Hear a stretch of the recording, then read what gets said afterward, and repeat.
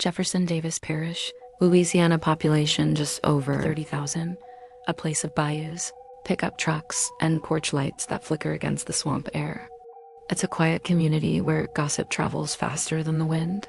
But between 2005 and 2009, that small-town charm was replaced by fear, and the name, Jeff Davis, became shorthand for one of the strangest unsolved cases in Louisiana history. The first body, May 20th, 2005, the body of 28-year-old Loretta Chasen Lewis was found floating in a canal outside Jennings, Louisiana. Police noted signs of asphyxiation, possible drug use, and trauma, but little else. Her death was ruled suspicious, yet no arrests were made. Weeks later, another woman went missing, then another. By 2009, 8 women from the same small community had been found dead, all dumped in or near the same waterways. They became known as the Jeff Davis 8. The victims. Each woman knew the others. They were sisters, cousins, friends, all struggling with addiction, poverty, and survival. They lived within blocks of one another. Some had acted as informants for the local sheriff's office, passing on small tips about drugs or prostitution. All of them were young, the oldest was 30, and every one of them ended up in a ditch or canal, partially clothed, with eerily similar injuries. The investigation.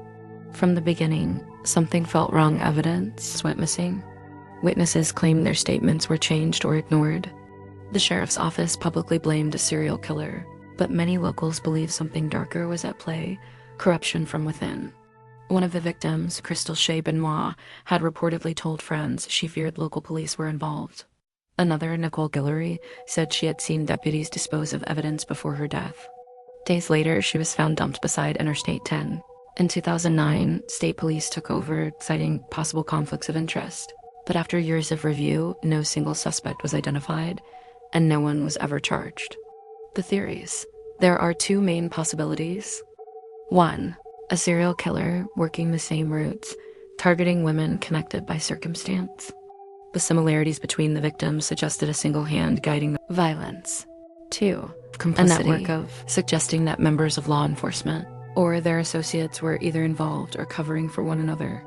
Leaked case files later showed that several deputies had relationships with some of the victims, and one officer was caught disposing of evidence in unrelated cases. For locals, it became less about who killed the women and more about who was willing to protect the killer. The town. Jennings today looks quiet again, pastel houses, swamp grass, church bells. But the memory lingers like humidity. Every year, families of the 8 women gather by the canal to light candles and pray for justice that never came. They say the water took their daughters, but the town kept their secrets. The victims' names: Loretta Chasen Lewis, Ernestine Marie Daniels Patterson, Kristen Gary Lopez, Whitney Dubois, Laconia Muggy Brown, Crystal Shea Benoit Zeno, Brittany Gary, Nicole Guillory. 8 women, 8 unanswered deaths. And somewhere in the dark veins of Jefferson Davis Parish, the truth still waits, silent, like the water that keeps its secrets.